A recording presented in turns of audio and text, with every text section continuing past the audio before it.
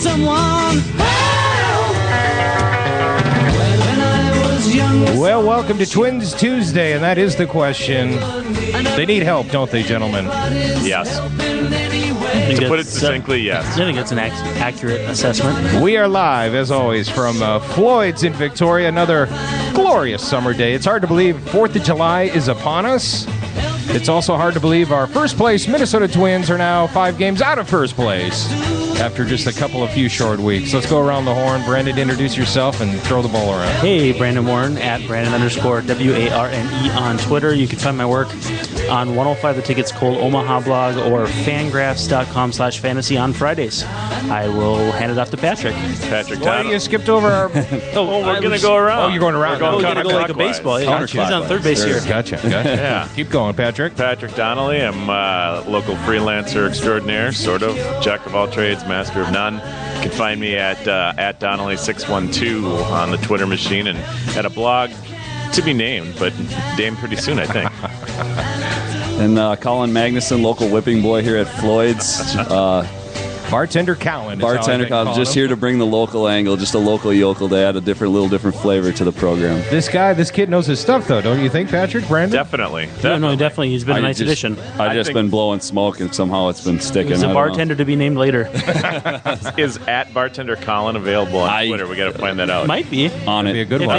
They got Floyds.com. He's gonna find a way. Kidding. He's going to find a way. These guys are the cutting edge of intellectual property. All right, so the song is asking, we need help, don't we?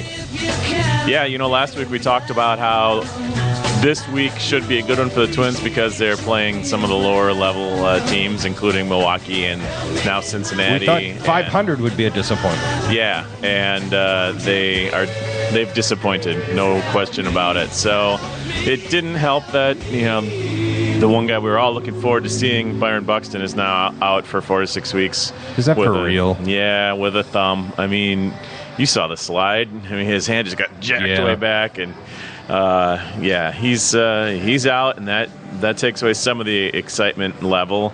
But they just also have not been pitching well. They've had a couple of really rocky starts along the way, and the bullpen continues to regress back to the mean. And help is definitely needed. 2-4 since we were last here too, so definitely under that 500, that arbitrary 500 mark that we had laid out. And get that pitcher in Chicago, the White Sox. That's breaking today. Samardzija? Yeah. Samardzija? Samardzija. Or Zamarza, that was Bert's name. Yeah, that's right. Yeah, that surprised me a lot when that rumor came out. Nick Cafardo from the Boston Globe said their Twins are among the teams interested in Samardzija and Buchholz. I don't buy it unless they're going to just revamp that rotation, dump Malone and Pelfrey, and actually legitimately go for it, which...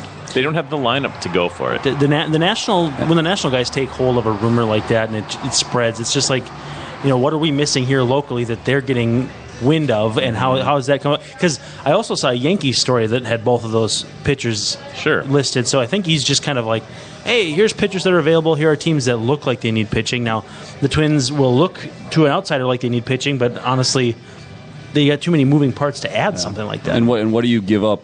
What do you give away to in a trade? What does this team have right now that's a commodity that they don't value more than another team will? Especially with Samardzija as a potential free agent at the end of the season. He's one and done. Yep, he's going to be one. And if he sticks with the White Sox for the season, at least then he can be a qualified offer guy. Mm-hmm. I still think he's probably going to get moved for decent, like a B-plus prospect. And the thing is, in his last 3 starts, he's been a lot better, too. He's still pretty hittable, but he's going to provide value to a team in either a better ballpark or with better defense, because that White Sox defense, let's face it, it's not very good. Ugh. So they're probably going to sell low on him, and he'll end up having a real nice stretch and then get a 5-year deal from somebody for like $80 million in the offseason. Mm-hmm. Yeah, it seems like a week's really changed the narrative on this team. We were talking about how pitching was such a strong point last week, and only one bad week. It doesn't tell the story of an entire season, obviously, but when you're playing the Brewers, playing at Cincinnati, you'd like to see a little bit better effort. Brandon and I were talking off the air 2 weeks ago when we went around the horn and said when Irvin Santana comes back, who's going to be the odd man out? We both kind of felt like we were going against the grain and saying Pelfrey. 2 weeks later, Pelfrey's probably your number one candidate at this point, just based on the last 2 outings. And that's something we'll dive into deep, too, and one of the segments here today, is there's a lot of different opportunities options that the Twins can do in that spot. But it's basically a foregone. I believe it's an actual conclusion that he'll start on Sunday when I think they're wrapping up the Royals series on that day. So he'll face his old friends, the Royals, and it'll be kind of an interesting homecoming for him of sorts. I think he only pitched for them just real briefly, but it'll be an interesting homecoming of sorts for him. Playing the Reds tonight. The game time was 6 o'clock, right? Soon. 6:10. Yep, 6:10 coming up, and they got to win tonight. What's the matchup tonight? Hughes and the guy Desclafani. I was going to say, it's that guy with the long Italian name I could never remember. He was traded in the Matt Latos deal in the offseason, I Oh, think. Latos. Pretty nice pitcher, too, actually. Pretty good changeup, if I remember correctly.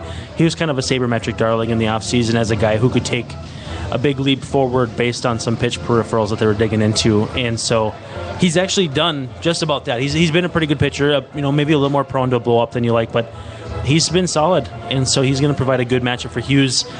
Do not like Hughes in Cincinnati. And I'm a big Phil Hughes guy, but that's where the baseball flies out of the ballpark. And if there's anybody in the American League that does not need that, it's Phil Hughes. We've had now back-to-back series on the road in parks where the ball really travels. In Milwaukee, too. And sometimes the ball travels because the pitchers are horrible, but a lot, just in general, I think the ball carries really well in both those buildings, and that's not a real good recipe for the Twins because they're hitting a few more home runs, but power is definitely still not their strong suit. Do you ever watch the Twins in Milwaukee every year, or when they go to Houston and you think, man, the ball just flies out of here compared to Target Field? I don't know. I mean, I know Target Field's playing smaller in recent years. Right field a little bit smaller. Brian Dozier's really wearing out that left field corner like Josh Willingham and Trevor Plouffe have too.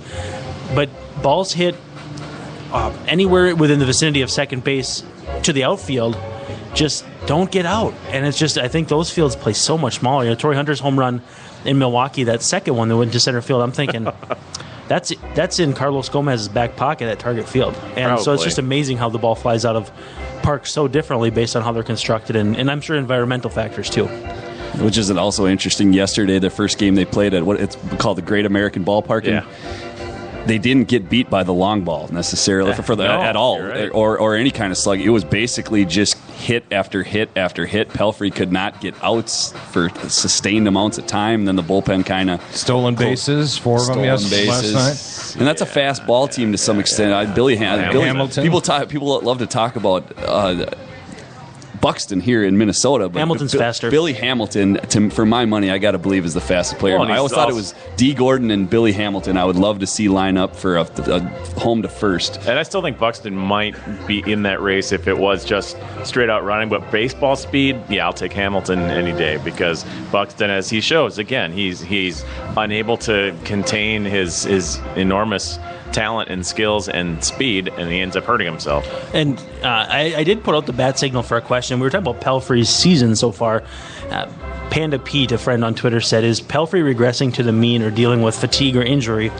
I broke down Pelfrey's opponent's line. He's allowing a 289 batting average, 356 slugging, and a 356 on base, 390 slugging. So when you break that down, you're thinking, lots of hits, but not a lot of extra base hits, and that plays into his ground ball mentality. It's also troubling because that's a ridiculously high line for those first two numbers, meaning he has not fooled anybody all season long, and if there's anywhere to go, it looks to me to be down. And we saw that last night, and the line went up. I mean, I think it was maybe 10 or 12 points off on each of those, but not trending well, and I hope the Twins are proactive enough to realize that moving forward. I think he's given up double-figure hits in 3 of his last 4 starts, something like that. And it's definitely. Brandon, you've spoke to it in the past that the strikeouts per 9 number being ridiculously low for what people think he's going to get paid in the offseason. And I feel like yesterday was a microcosm for that fact. Eventually, hard ground balls that constantly get turned into double plays, it's not going to work in the long term. That's kind of a sabermetrician belief, correct me? Yeah, and then when you break down his pitch specifics, which is to say, the ones that are more, swing and miss pitches, ground ball pitches, fly ball pitches, he's got one pitch with a swinging strike rate over 10%. 10% is usually the barometer of at least decent. and that's the splitty. The pitch that he's throwing more than he has at any point in his career, but still just 15% of the time. His fastball's getting absolutely pummeled. So his sinker, basically, is what he's throwing otherwise. So, he can't throw the splitter enough to be effective long enough to get to a strikeout rate that's going to help him. He just, to me, looks like a reliever. He just flat out, to me, looks like that's where he would sustain the most success. And, he's hesitant to go out there. He's a 30-year-old guy, so he's got a lot of his career left. But I don't know. I don't see a starter there. I see a guy who could blow people away in the bullpen. And if anybody can talk him into it, it's Paul Molitor. I'll say that much right now. And hopefully the Twins can reap those benefits, because I think whatever team talks him into it is going to get a really, really nice deal out of that. Yeah, hopefully wakes up and sees what he's done the last few starts and understands the advanced numbers, the advanced statistics, and how they're trending, and maybe does say, all right, let's try this bullpen thing. But it's tough. When you're a starting pitcher and you get moved to the bullpen, it's you got to swallow your pride, and that's not always easy to do at that stage of your career. Well, who gets paid more, Andrew Miller or Kyle Kendrick? Because that's basically your range of outcomes. He could be Kyle Kendrick, just a lousy starter for the next 5 years, or he could be a power reliever. Maybe not as good as Andrew Miller, but there's potential there. Well, and we keep bringing back Wade Davis, too, another guy who just could not seem to find consistency as a starter with the Rays, comes over to Kansas City and is a lights-out setup man. Yeah, absolutely. Well, we are live here at Floyd's in Victoria. A little overcast all of a sudden, but people are out here on the deck enjoying the outdoors. We got the Coors Bucket Special going on. We got free beer here for you if you want to come up and ask a question. And we've had a wide variety of people over the weeks ask questions, from people who knew nothing about the Twins to last week we had a good Twins trivia. That lady was like quizzing you guys on the roster and such. And a young kid with a broken wrist? Young kid with a broken wrist playing soccer. Yeah. Which I thought was impossible to break your wrist. Playing soccer. Not even legal. I think he was a street fighter. Kind of had that vibe. Bartender Colin, I see you got the 4th of July decorations up and ready. The bunting. Ready. Yeah, it feels like opening day. Bunting? Yeah, that's it's bunting. right. I think that's what they call that. That's right. Do you have a presidential announcement happening here? No, not yet. I haven't got one scheduled yet. We're still, I'm thinking about this time maybe 6 months from now. Hopefully we'll get a candidate out here. Because they need more candidates in the GOP. There's just not enough. Christie just went in today at 16. It's a record number of 16. But big 4th of July weekend coming up. Do you guys have plans here at Floyd for... Yeah, 4th of July weekend, it's a little bit different weekend for us than a lot of the other big holidays that people are going to be out on the lake and stuff, but we're definitely open. We're doing our Bloody Mary weekend, or Bloody Marys all weekend long. For the first time in years here in Victoria, they're going to do a big fireworks show just right down the street at the baseball park. I'm looking at the upper deck there. Great view. That's going to be a great view. Place. Yep. There are 2 decks here at Floyd's, and one is an upper decker. Yep. You got a view of the fireworks, you think, for up there? Yep, those are the nosebleeds. That's why not all balls get hit up there. So. But for 4th of July, the nosebleeds are prime territory. It's not so different from Target Field. If you maybe want to be in the upper deck on the 4th of July, catch a view. Although I don't think they're going to be on the road for the 4th this year. They will, actually. Yeah, they'll be in Kansas City. What is the story with the Budweiser section at the park? I've always wanted to get in there. How do you get in there? The roof deck. From my understanding, it's generally sold for corporate events and stuff, right? Except for on, I want to say it's Thursdays. I've been up there twice. Once bought tickets privately, and the second time, how much that was? They were not expensive because it's basically all general admission up there for the most part. They were like $40 on a Thursday.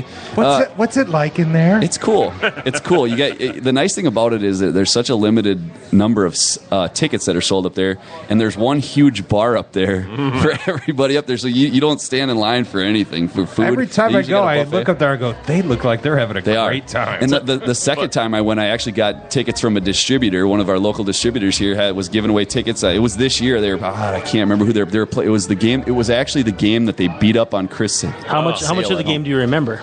All of it. I was the sober cab. Okay. The first time I went in 2011. don't remember a lot of it. We were getting all sorts of free beer and stuff. This last time we went this year, I was sober cab. Speaking of which, that reminds me, before I forget, I see Floyd's has a van that's decorated saying dedicated Floyd's cab. Flyer. Yep. Is that driven by someone here at the bar? Yep, we've got some. It's actually, we've got a guy that gets paid to do nothing but drive the van, and on the weekends he makes sure you get home safe. Nice. Is it complimentary or fee? There's a small fee per mile fee. It's basically like a cab, but it's generally a lot cheaper than any of the taxis you're going to get out here. It's out there waiting for you. Out there waiting for you. Smart. You guys at Floyd's. You don't have to go hail anybody down or call anybody. All you got to do is on the weekends here. All you got to go talk to a bouncer, and he'll set you up, put you on the list, and get you a ride home. Will you take me to Minneapolis? Absolutely. It's just that'll be a little steeper, but you know what? Compared to the alternative, it's much cheaper. Oh yeah. Which means, Patrick, that bucket right there, that's yours. Yep. There you go. And just hop in that minivan and pour yourself home. I had a question about the Budweiser rooftop deck. Do they serve anything besides Budweiser? That's a good question. If I remember right, pretty much everything up there is sold by the Budweiser family. So you've got your Shock Tops and your Mick Golden and basically Anheuser-Busch stuff. It's not bad. No. They do say, and at the bar they do serve alcohol. alcohol there. They do serve mixed beverages there too. You just can't ask for an Old Milwaukee or no. You're not going to get a Miller or Coors on those in that situation. Yeah, well. But it's a cool view. The view's got to be great. The view's cool. Obviously, if you're trying to be up close and personal, there are much better seats in the place. But as far as seeing the panorama of the whole ballpark, it's got a pretty nice sightline. What's the external view? Like, what can you see out of the stadium from where you're at? Can you go out the backside and look down behind you? Fulton? Yeah, you'd be basically looking a little bit northeast of Fulton. I think you'd have to kind of crane around that. The stadium kind of turns around away from you over there, but you can kind of see you can see the light rail line on that side of the stadium, but then you can really look out and kind of see the skyline a little bit better. Sure. You're sitting a little bit higher, see more of the skyline. That does sound pretty fantastic. I have a bunch of friends who work in the Ford building, so it'd be kind of fun to go up there and moon them. I'll tell you what, if I can get in touch with our Budweiser rep again, if I can get a hold of him. Otherwise, like I said, the one time we found him on Craigslist on like a Thursday. Yeah. I think it's like Thursday they go on sale to the public, and I think it's all like season ticket holders or something buy them, but they constantly get sold on resale. We should do a special game show up we there. We might need the express written consent of Major League Baseball and the commissioner, so I don't know if we can pull that off. I'm a Manfred man, so we'll get it done. Hey, Manfred man. But yes, that's right. You guys have some connections in the day job. In the meantime, you need no connection to come on down here to Floyd. An internet connection to hear us if you're going to be online. Right. And again, the more ladies seem to flow in during this happy hour show. Oh, yeah. It's just crawling. It's a call-in thing. The ladies love the bartender. Always when I'm on the radio. And something about the radio. Gear up for your question, because we will be giving away some beers, and we love to get your question. So, would we say it's Dozier's home run was the only highlight yesterday? Well, the fact that they came back from 9-1 to make it 9-7 was encouraging. I mean, they didn't just roll over. And, that rally then was capped by Dozier's long ball. On an 0-2 pitch, no less. Of course. You're not going to sneak anything past that guy this year. And leaving balls up in the zone on him is a nightmare. That's where he hits. That's his absolute red zone. So you want to stay away from that. I've never seen a guy tomahawk a pitch the way he does. It's insane. For a little guy. Usually, big guys maybe, but a little dude like that just... There it is. Is that Richard? Is Bird. Dick could have gone with it's a bird, it's a plane. He could have kind of played that up. The funny thing is, he sounded like he underplayed that one audio wise. But then on a routine fly ball to right, and there's a drive to right. He was channeling his inner Dan Gladden there. Oh, jeez. Yeah, I know we don't want the podcast to devolve into media critiques, but let's just say we probably have, the three of us, I think, could do a representative job of calling a game. Absolutely. I still think Dan Gladden's career should be in MMA after hearing the Lombardozzi story. It's just one of the best stories of all time. It really is. Was it 88 they had it up? 87, I thought it was. And he talks about it on the air. He's casual about it. It's hilarious. You think it'd be something like, downplay it. I don't really want... No, Dan Gladden will wear it on his sleeve. Let's tell the story. What is the story? Brandon could probably tell it best of anybody. Basically, I think like a fight. It was an off day, and it just kind of were they. The way Dan Gladden tells it, I believe Lombo drove to Dan Gladden's house. No, I thought it was vice versa. Was it the other way around? Dan Gladden drove to Lombardozzi's house. So, but I could be wrong. And what was supposed to be a conversation They quickly turned turned into a full-on melee. front yard brawl. Confirmed by both sides. And then they turned up next day With to bruises. the scene with bruises and Black eyes. and Tom Kelly had some kind of just classic one-liner about it, but I can't remember how it exactly went. But it's been a long time. But I think it'd be funny if the Twins acquired Lombardozzi's son, and then they could reprise the I would love it. reprise the. What was the standing battle. joke? Who did Dan Gladden's son marry or something like that? And one of you guys said, well, it wasn't Gladden's daughter. Gagny, your Gaetti's daughter. Yeah, and you said Yeah. the quick quip was, well, it wasn't Lombardozzi's son, that's for sure. Gaetti's son, Married Gladden's Gladden's daughter, That's what it was. as we found out last week on the trivia. We're quickly devolving. This was almost as Yeah, bad we're as the Doc Ellis tangent. Oh, man. God, yeah. At least there was music to go along with that, though. I didn't think that was bad at all. No, Okay, no. all right. No, it was good. It's just, Far afield. Well, we don't have We've an gone as far afield. but I would tend to agree with Patrick that Dan Gladden's clearly not there on his broadcasting merits. And most of those guys No. aren't. Most of the ex-ball players. Can you name an ex-ball player, not just in this market, but any market you've been to, who really adds something to the game beyond sort of star appeal? No, there are. But Gabe Kapler. I've not heard Gabe Kapler. Well, now he's working with the Dodgers, but he was a beast. I might get shut down really good pretty in hard there. on this because he's not a full-time broadcaster, but I actually feel like Jack Morris contributes more than any of the other. Roy Smalley for me. Smalley is very Smalley? good. Yep. Yeah, here I'm dissing him, But- and yet I think Steinbach was very good when he was on, and I think Molitor was great when he was in the booth. Well, so maybe it's just the fact that they're not Bert. Well, and I definitely think it's better for a ex-athlete to be a spot, analyst, quick- whereas quick as opposed bits of insight. right, as opposed to Dan Gladden, who's expected to come up with 9 innings worth of commentary with no background in it. Or It's like you're listening to a play and there's runners on second and third and a fly ball or a ball is smashed to the gap and you have no idea if the trail runner Yes. scored. Yes. You don't know if the Yes. trail runner scored. You don't know if the lead runner got to second, but you know that Drives me crazy. He You know did who it the hitter- twice. I was listening to the Twins' 6-run inning yesterday on the radio, and he did it twice in that inning. Plouffe hit a double, and you didn't know if there was 2 runners on base, and you only know if and he one won't of go to them the scored score. or- The score would tell you too, but Yeah. that'd be too easy. Yeah, he gets too wrapped up in the analysis. Yeah. he wants Well, to talk 'cause- more about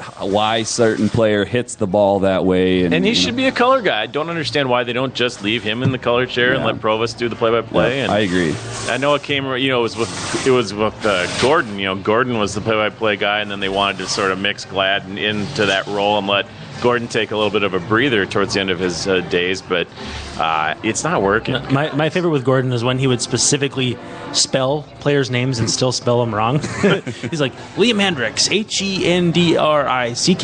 and there's no C in it. He's deliberately spelling their name and still doing it wrong. Gordon did that? Yeah, it Oh. was the last year, so he was Mailing it in a little bit. nearing retirement, let's just say. I've seen him. I saw him at Target Field at least once this year already. And I saw him at the All-Star game. Yeah, he was at Target Field this year for a series. He looks tanned and rested and relaxed.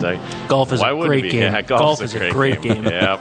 He looks great. What's his face? I'm drawing a senior moment. The guy just a bit outside. Bob Uecker. Wasn't he? He was a pro player, wasn't he? Yeah. Yes, he caught, I believe. I think he was Yeah. wasn't much of a hitter. Miserable catcher. Tons of great anecdotes about him. He wrote a book called Catcher in the Rye, WRY, and just tons of hilarious. His classic line was that he got drafted by the Milwaukee Braves, and the signing bonus was $2,000, and he didn't know how his family was going to scrape that up, but they managed to. That was funny. The shooter Charlie Walters was talking to Terry Ryan about a recent training camp or a tryout they had, and shooter says to Terry Ryan, "Hey, does the offer still stand? If I can hit 90 miles an hour, that you guys will still sign me?" Charlie's 65, 70 years old, and Terry goes, "Sure." And we'll give you the same bonus we did way back then. The whole table busts up, and then he goes, "Hey, Charlie, how much did we give you?" $100. Oh, man. Everybody just uproared again. It was pretty funny. But the back and forth between two baseball guys like that can be pretty awesome. Yeah, definitely. I like my Bob Uecker. We are approaching a break here. We're going to take a moment to drink some of our Coors Light, which are ad special. What is the special, Colin? You got I see the grill is about to fire up. The grill is about to fire up. The grilled wings on the patio here on Tuesday nights are fantastic. I believe it's $11 a dozen, and then the price goes down the more you get. I think 2 dozen is $19, 3 dozen is $27. And we actually have a special going on during Twins games. Minnesota Pro Baseball specials is you get a dozen wings and a pitcher of Coors Light for $13. So it's a pretty good deal to get here while the Twins game's going on, which starts up in, about a half an hour here? Yeah. And definitely, we've got a couple specials coming from the kitchen, too. We've got beef tamales with Spanish rice for $9.50. And then we've got a Juicy Lucy with chips, $9.50. Come out and see if you think ours is better than Matt's or the 5-8. Give us some feedback. Shooting high. I went to school down in Madison, Wisconsin. They lay claim to the Plaza Burger as the original Juicy Lucy. Yeah, they claim everything. Have you guys ever tried to make those at home, though?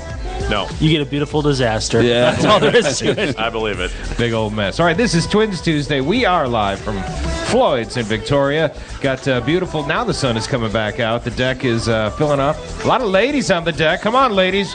There's some free beer here for you. Yes. Ask a question to these guys. You can stump them. Doesn't even have to be Twins related. Wouldn't have to be that difficult either. Doesn't have to be difficult. They're thinking about it. All right, we're going to take a break. We're going to be right back. Stay tuned.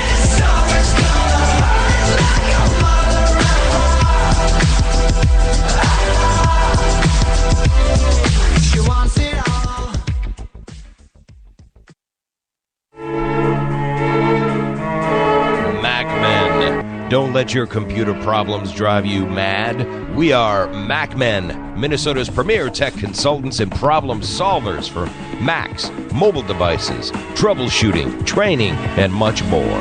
No more dragging your computer all over town because we come to you. We love making house calls to your home or small business. MacMen. Call 612-345-8005. The term foodie can sometimes come across as a tickle pretentious. BT and Lydia are here to demystify the term and reclaim it for the sake of good food. Their weekly podcast brings in fellow foodies and culture creators from the Twin Cities to talk about all things food. Find this duo only on the Alive and Social Network. Hey everybody, this is comedian Paul Mercurio, and I'm very excited to say that I packed up my podcast, The Paul Mercurio Show, which wasn't my first choice for a name. My first choice was Go Ahead, Touch It, but apparently that didn't test well. Well, I'm taking my podcast and I'm moving it to the Alive and Social Network, which is weird because I'm neither alive nor very social. I've interviewed a few people you might know, like Sir Paul McCartney. Yeah, that guy. He was in a band or something, I'm not sure. Stephen Colbert, Bob Costas, Jay Leno, Stone Cold Steve Austin, Kristen Chenoweth, and many, many more. I've won Emmy and Peabody Awards for my work on The Daily Show. I've had my own Comedy Central special, been on HBO, and I'm excited to be part of the new network. The Paul Mercurio Show is available on iTunes, Android, and available at paulmercurio.com. Listen to my show every week. Every week you will get rich. How? I give you a foolproof method to go out and make $100,000 without ever leaving your couch. Okay, that's a lie, but the podcast, it's good.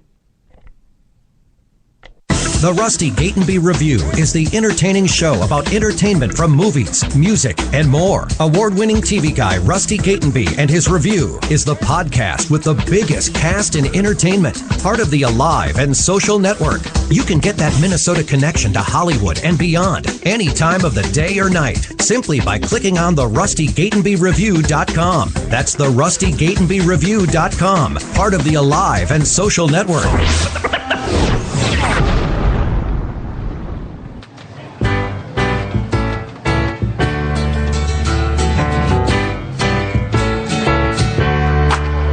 Welcome back. Will we be welcoming back Irvin Santana? I think so. I mean, I had discussed this with a mutual friend of ours, Rod Simons, today, and I think it just boils down to this. If he can help you win, guys will forgive just about anything. These are not the judges and juries of our society. These are a bunch of human dudes that want to win baseball games, and if this guy, no matter what he's done, can help you win baseball games, open arms, man, open arms. This is Twins Tuesday, and we are live at Floyd's in Victoria. And yeah, what's scheduled this Sunday is Santana eligible? July 5th. And also, a little thing here, too, probably going to be Twins game delayed tonight. It's pretty rainy out in Cincinnati. So, Lavelle E. Neal, friend of the show. I don't know if he's a friend of the show, but he says, of ours. He says, he says that probably going to be delayed, but they'll try to get it in. The tough thing with these interleague games is that you don't want to do double headers on travel days and all that stuff. So you just got to wait it out because you don't play these teams all that frequently. Yeah, unless they want to schedule an off day in September if it means something. But, in the old days, they used to just not make stuff up if it didn't matter in the pennant race. But the gates have gotten so big now. The money is just so important to these teams that they play the game if at all possible. Yep. In Cincinnati, that's where the All-Star game will be? 2 weeks from tonight. Was it today? Yeah, it's Tuesday, right? 14th We'll or have something? a pre-All-Star game podcast. How about There you that? go. All right. That's right. We'll have to do a theme of some sort for that one. Yes, absolutely. We'll have an all-star selection. We'll select the best people who have been on the show for the season. Oh, the three of us. All of us here right now. I mean, exactly. And the best host ever, Rusty. Right, sure. He's, okay. he's the leading vote getter as of right now. I blame ballot box I'm the- stuffing. Rigging the box. We- I'm the There's something- Dozier of this table. I don't care how many home runs I hit. I will not make it. You are the leadoff man. Yeah. And a darn good one. Yeah. Okay, fine. Sets 'Cause the that's- table. That's the case, Set the right? table Dozier setter. doesn't have a chance. Well, he's not even in the top 5. I mean, I think he'll make it as their quote-unquote token representative. Or Glenn Perkins is also having a really nice year. Kirk will. There's three other even if Infante doesn't get in there, there's still Altuve and Kipnis and Kinsler and Devin Travis is having a really nice year for he Toronto is, too. But he is just not. He's has even no worse. name. Lacks the he's name. worse than Dozier. He doesn't have the name. No, in that he's sense. in 5th though. Well, that's That's just what's 'cause- crazy. That's because Toronto, all the Canadians who care about baseball, just vote for every Blue They Jay vote they as can. a thank you. Yes, they do because they're so polite up there. Have you heard that joke?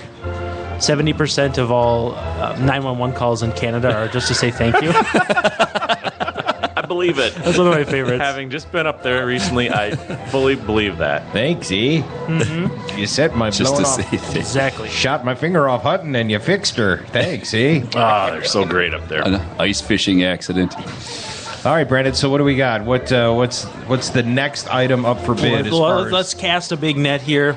This will probably take actually quite a bit of time, but I've basically come up with 3 guys who could, in theory, lose their rotation spot.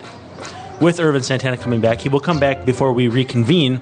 So now's the perfect time for us to decide as a group who we, if we were Terry Ryan or whoever's going to make that decision, would bump from the Twins rotation to make room for Irvin Santana. So And as you say, it changes. I mean, last week it's a different conversation. exactly. And so Yeah. I think what might be kind of fun is to make the case for and the case against each guy on the list. So let's throw the first one out there. Mike Pelfrey obviously got blasted last night. It's not fair to use one start against a guy, but at the same time, 3 out of 4. yeah, 3 out of 4 has been bad. And Did someone just boo from the patio? Boo.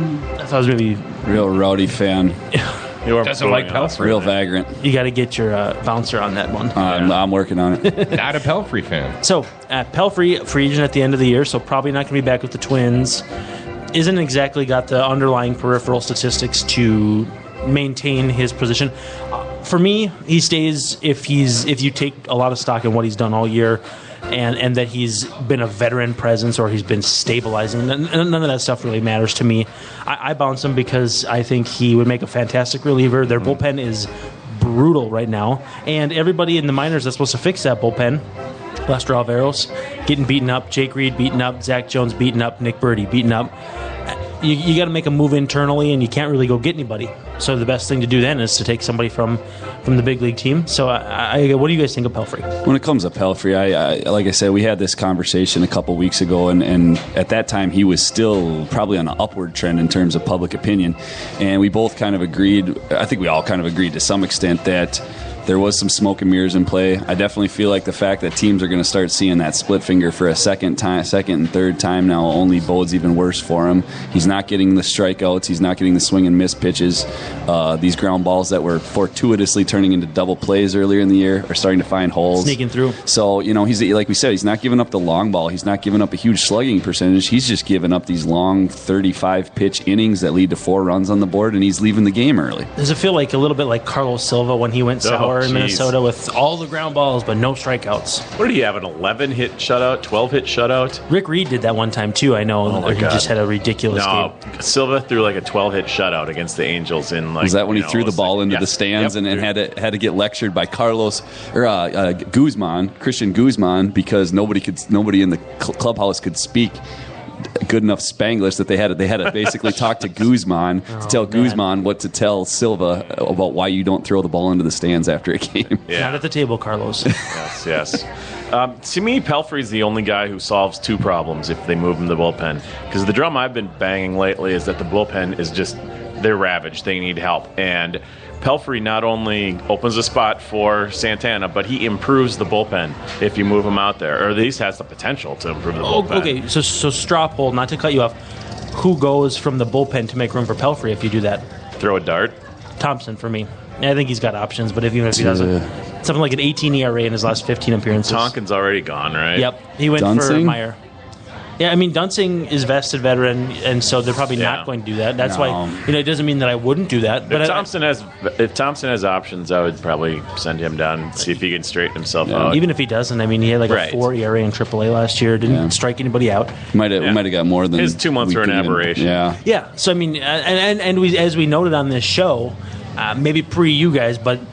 For me specifically, I said they'll run Blaine Boyer into the ground, and they're going to run Aaron Thompson into the ground. And they have. And they've done exactly that. Now, was that Molitor's fault? No. I think that was a calculated decision. Like, as long as they're going good, he's going to use them with no regard to them running out of gas because he doesn't care if they're still on the with roster. a hint of necessity involved. Not like he did it. Well, Casey Bean got hurt. Right. So you didn't have a choice. Brian Dunsing got hurt. I'm doing air quotes so people who can't see it. And they were playing good baseball. Yeah. These games actually mattered as opposed to when you can just throw somebody out there and not worry about winning or losing or blowing a game because you're in 4th place in the division. So for me, the next name is Tommy Malone.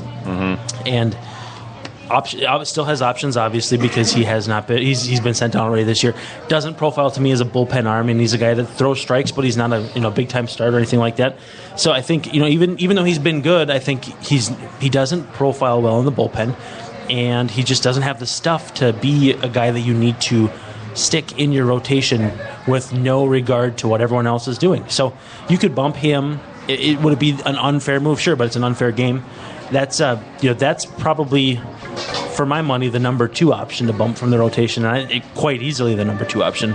Pelfrey, though, is my number 1 for sure. Yeah, I'm a Malone fan to an extent. Obviously, I don't think he's a top of the rotation type guy by any means, but I do like having a left-hander, even though I don't think his splits necessarily line up with that of a left-handed shutdown, left-handed bat. But off the top of my head, I couldn't tell you. But I do like him. I like that he changes speeds. He does get some swing and miss. He does get some strikeouts. But like you said, at the same time, he wouldn't look horrible in the bullpen if that was the best option for him. Yeah, he's got enough funk for me that he can be effective as a starter, and I'd ride this until it's not effective anymore. And he's got 4 or 5 decent starts in a row. Let's keep it going. Here's what the splits show: 801 OPS against right-handed hitters, 516 against lefties.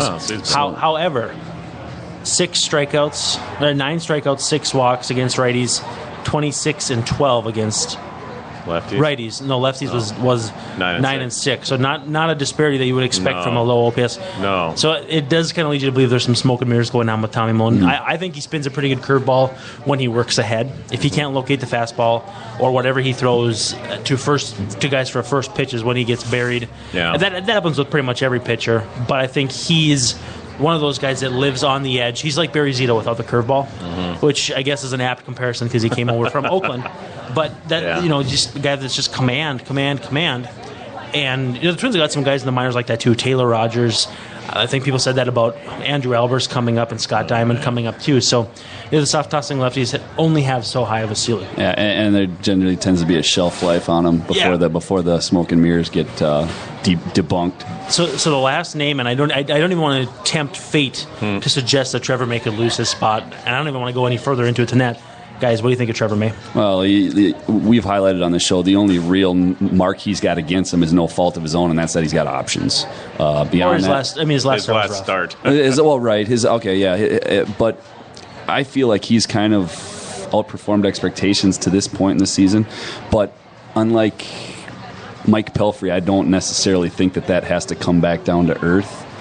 Just based on the fact that he does have a mix of pitches, he does get some swing and miss potential, and he's been a little bit more consistent than Pelfrey has. If May goes out and spits the bit again in his next start, then you got to worry because he's clearly worrying about his spot in the rotation, and he's not responding well to pressure.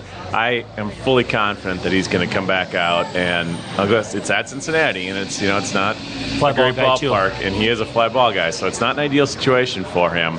But I've seen enough from him that if I were a betting man, I'd say he is going to respond on Wednesday. So he's already stayed in favor of Tommy Malone when I believe they brought Nolasco back the first time. Mm-hmm. He statistically has been the best Twins starter from a sabermetric standpoint, slashed the walks, still striking people out, but he also would look pretty good in the bullpen if they had to go that route too.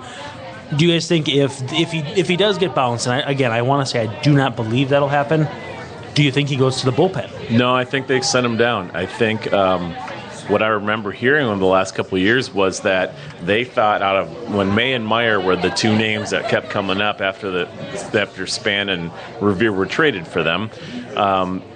In comparison, what we kept hearing was that it seemed surprising, but that Terry Ryan and the rest of the organization viewed May as a starter more than Meyer. I think it's a body type thing. Sturdy righty, eat up innings. Yeah. And that was before he stopped walking guys too.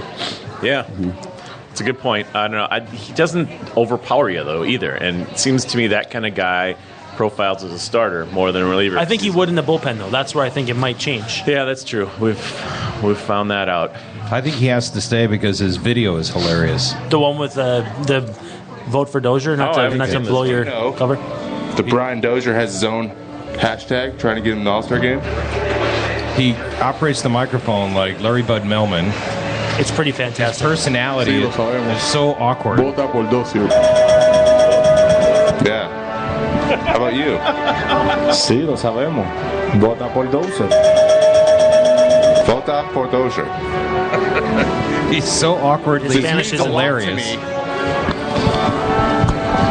There he crawls into the camera to get in. Hey, Dunsing. Hey, man. He's wearing a horrible T-shirt. Did you know that Brian Dozier has a hashtag to get him in the All-Star game? A homemade T-shirt. I did not. This is the first I'm hearing about it. What do you think about Brian Dozier? I mean, he's good looking. He's got good flow with the hair. Great body. Good hair. Good stubble, too. Yeah, you're done. But up until a week ago, Brian Dozier didn't know who I was. Dozier es bueno. See? The cutscenes are really good. Really good. And if he doesn't it looks like a Letterman video. It reflects poorly on me. Watch what he does to Mike here. He sticks it right in his face. Kyle, did you know that... Hi, I'm here with Trevor Plouffe. Hey, Trevor. He sticks the mic right in his face. Did you know Brian Dozier has his own hashtag on Twitter? And here his pitch is swung on, skied to left, deep down the line, towards the wall. Back is Bonifacio, turns, that's gone. I think that's a great thing for Brian to have his own hashtag. Vote Dozier, por favor. Brian Dozier has his own hashtag on Twitter. It really is. I did not know that. There's a ground ball, that's going to be... Yes, it is. Theater of the mind. I think it's great. Vote Dozier. These are all Twins players, and it's Trevor May doing a bang-up job, being the awkward reporter in the locker room. But before he catches us, I just wanted to say, vote Dozier, hashtag vote Dozier on Twitter, and go to the Twins website and vote 35 times. There you go. He's got to stay. Yeah, May is a character, and that there's definitely that he's got that going for him. How old is he? He's been around a while, but he looks young. He's about 27. I think he's 25, 26. Oh, okay, yeah. He's been in the league for This is his second year. Is he a college pitcher? Is he a college guy? I believe he's a high school guy when the Phillies drafted him. All right. He was drafted in 2008 in the 4th round from Kelso, Washington. All right, there you go. 25 and 280 days. And he's a DJ. Yeah, that's kind of the funny, maybe not under the radar, but somewhat lesser known thing is he mixes and does rap. He can, he does the rap music. He can scratch a record with the best of them. Apparently. Exactly. Oh, now I don't like him as much. I can hear one of those songs and then I'm done. Maybe he mixes LMFAO with AC/DC. Oh, well. Oh, there's a good segue. That's all right. No. It's a good segue. I'll hunt that up. Have we completed? Oh, okay. Go ahead, Rusty. No, I was just going to one more time let people know there's still a bit of time to come on down here to Floyd's and get your question. We have free beer here, ladies. Trying to give away free beer. Just come up to the microphone and say hello, and we'll give you a beer. Someone at this table is scaring the ladies away. Bartender Colin? It's usually me. Guilty. I just wanted to let everybody know tonight on the patio, I believe starting about 6:30, we got Matt McAllister playing, who is he's a local guy. He knows the place very well. He's a fantastic musician. I think he's going to get on here right towards the end of the show. He's going to hop on for a minute and talk a little bit about his set, and I think he might even bang out a riff. If we're lucky, we might get a Matt McAllister solo. And he's got a cool ZZ Top shirt on, so that works in his favor. He's got that going for him, so which is nice. Is it just him playing the guitar tonight, or a band, or? I got to check with Matt. I think it's just him just flying solo tonight. He does it all himself, man. He's like the Denny Hawking of athletes or of musicians. Well, the crowd out here is loving it. So. See, they're cheering.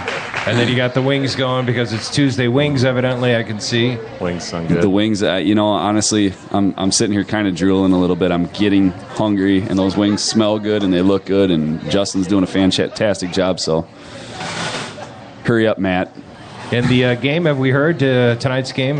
Is it in a rain delay? It will be. Eventually, I think they're about 40 minutes from projected first pitch. Sounds like AAA is also in a potential rain delay, and the thing worth noting tonight for the AAA team is this is Irvin Santana's last rehab. I say rehab with my eyes rolling start. Yeah. He's allowed to go on a rehab stint and make, I think it's 3 starts. So he's getting tuned up so that he can join the Twins. And you don't want to put too much stock into who he lines up with because that's Phil Hughes tonight.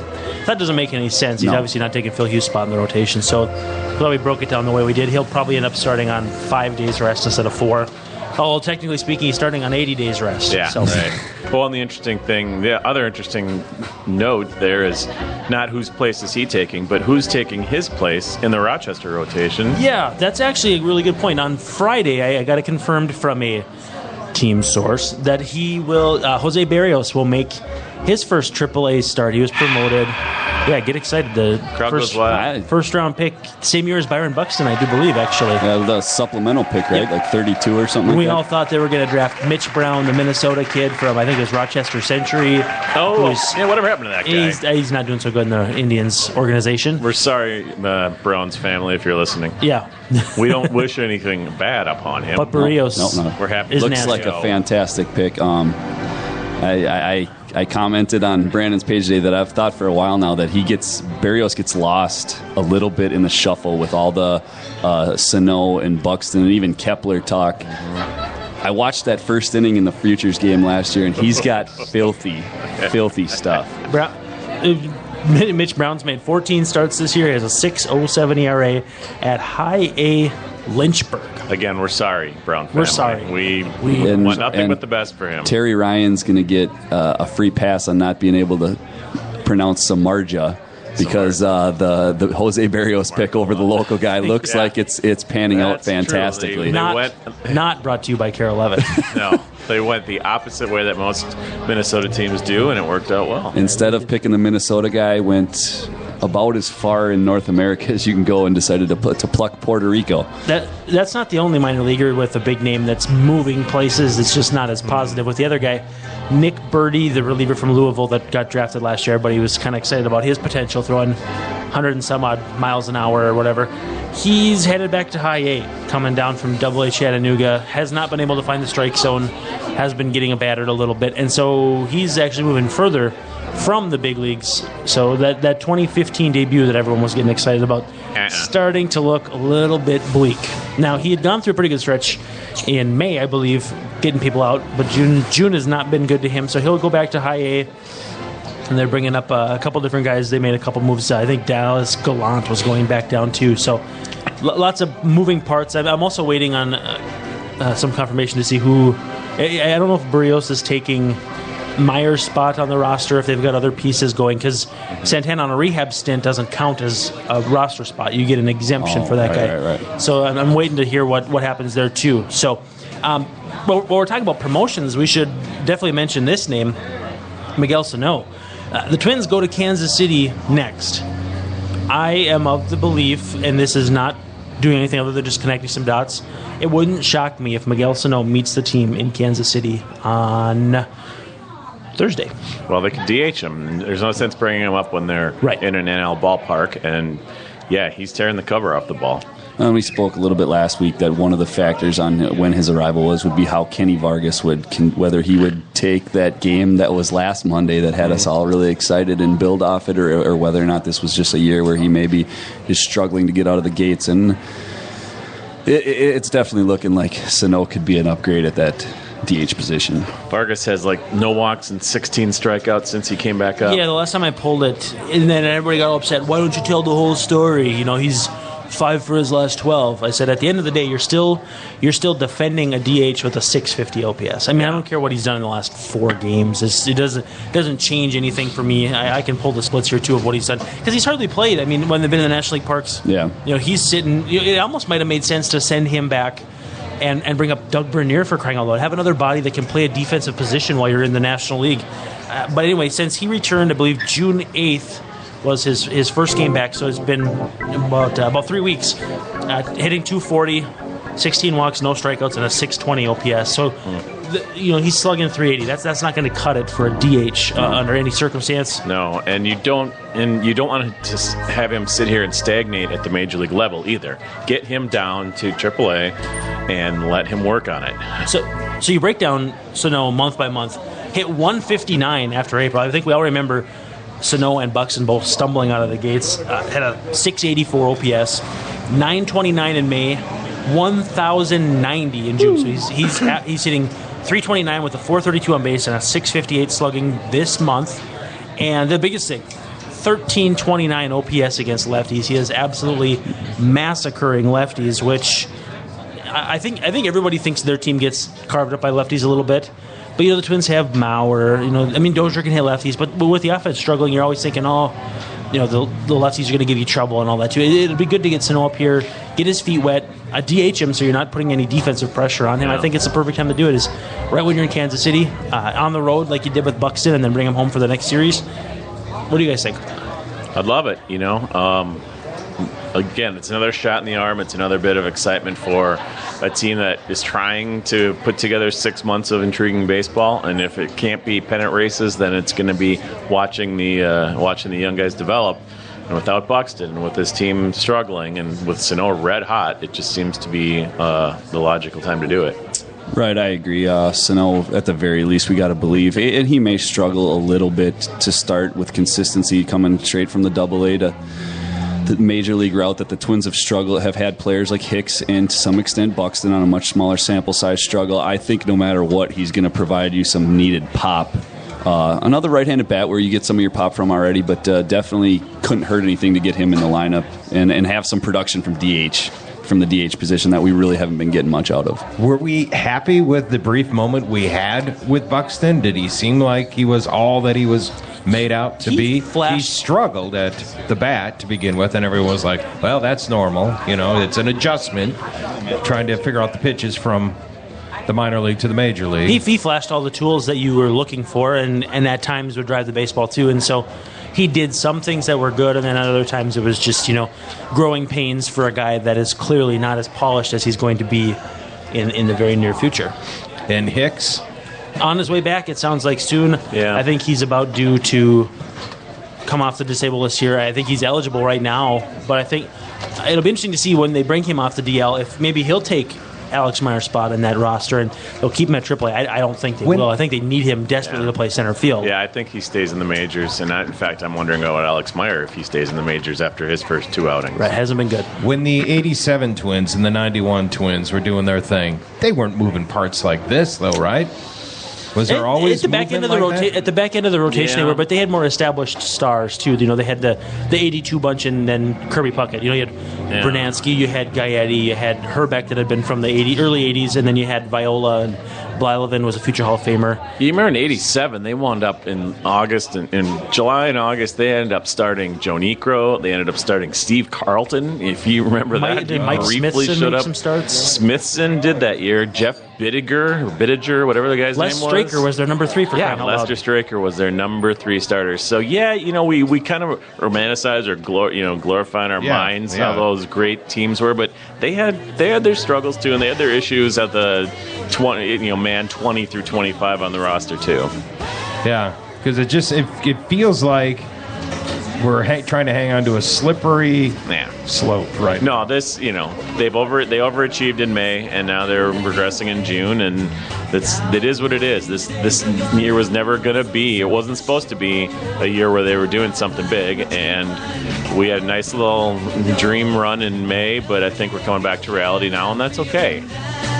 No, it's not. Well, it's not fun, but it's not a sign of doom and gloom for the franchise. It's not that you got to blow up the blueprint and start over. It's part of the blueprint. Part of the blueprint was that they weren't going to be a 500 club, or maybe be a 500 club at best this year.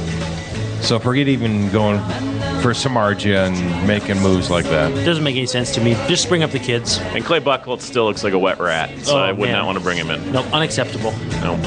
Hey, look, next to us you got a rock and roller. ZZ Top shirt on.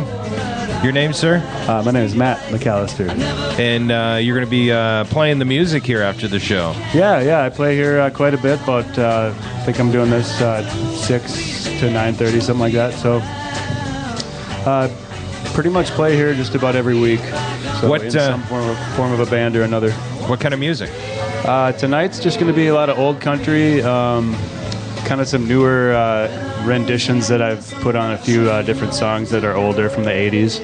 So, just kind of having fun tonight. So, old country. Well, like, what is old country? Old country would be like Hank Williams. Yeah, for some kids, old country could be Garth Brooks these days. Exactly. Everybody's getting old nowadays. But you got the ZZ Top shirt on.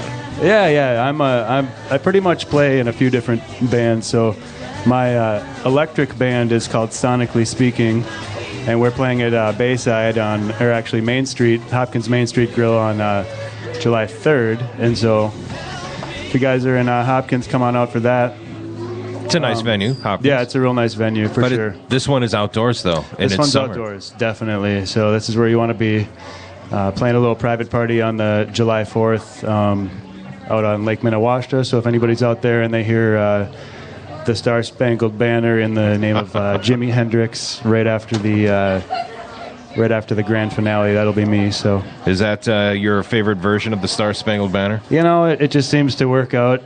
You can get a little wild with it. So we're going to be plugging all of the amps that I can find up into my guitar. So just chaining them all together and cranking them to 10. So, one of my favorite songs this time of the year. Oh, beautiful. All right, nice. Ray put out a country album, right? Yeah, for sure.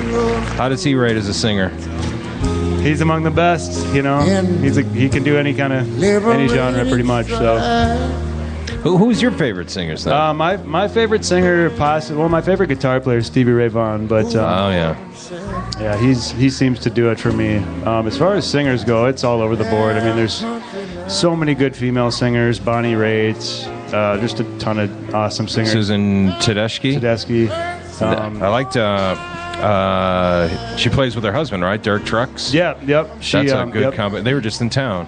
Yeah, my old drummer in my band just partied with both of them when they were in town. So He's partied with him? Yep, sent him pictures and stuff. So he's partied with Derek Trucks before in the past, about 10 years ago. His name's Clint Thayer, my old buddy. So, well, it looks like we've got your guitar plugged in. What can you play for us? Or on behalf of Twins Tuesday, Patrick Donnelly he's saddled up to the front here for the concert. He's got his lighter out. Bartender Colin is also. He's taking his shirt off. I don't know if that's appropriate. Yeah. Brandon, keep it back on. What do we think for next Tuesday? What needs to be done for the Twins for it to be a successful week? Just win, baby. That's simple enough. It's been a rough week for the Twins. Hopefully they'll get the game in tonight. Otherwise, what song are you going to play for us? Well, here, Matt? I'm gonna represent Minnesota here. Thanks, guys, again for having me out here and having me on your show. I'm gonna represent Minnesota. I'm gonna play a little "Trampled by Turtles" here for you. All right, take it away. It goes a little like this.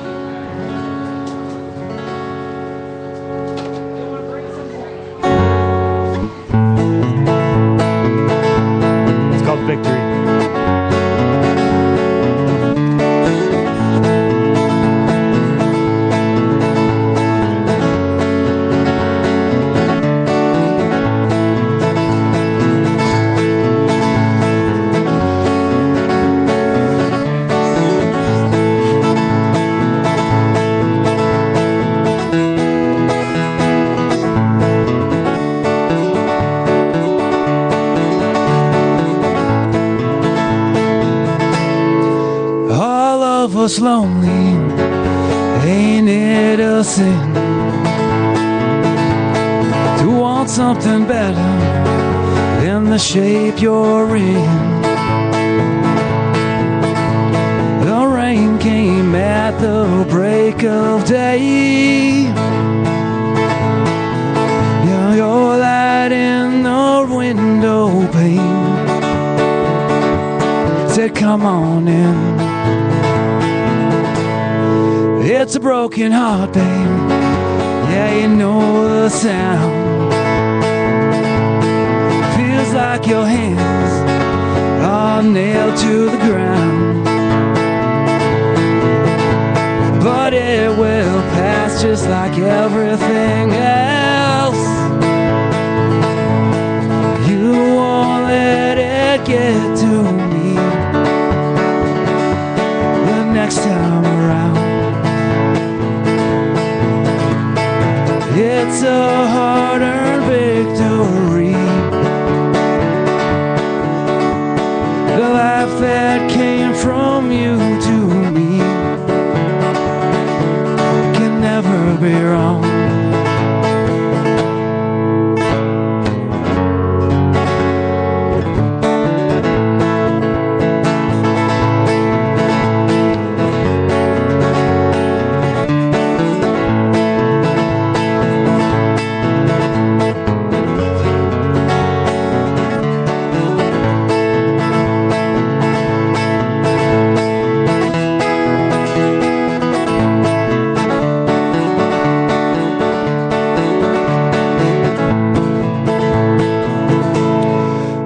From a moment and a million miles, here lies the stardust and it slowly dies. Borrow back from nothing, came back half alive, and the stars they whisper blessings as you walk by.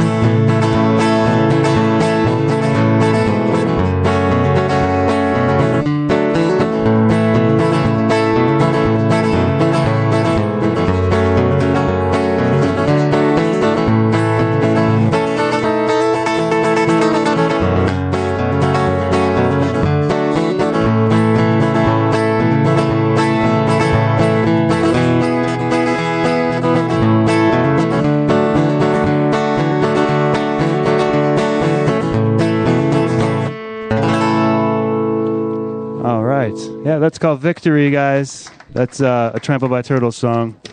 Check me out. My name is Matt McAllister. Check me out on Facebook. I'll be playing around Southwest Metro usually if you guys, anybody listening is around that area. So thank you.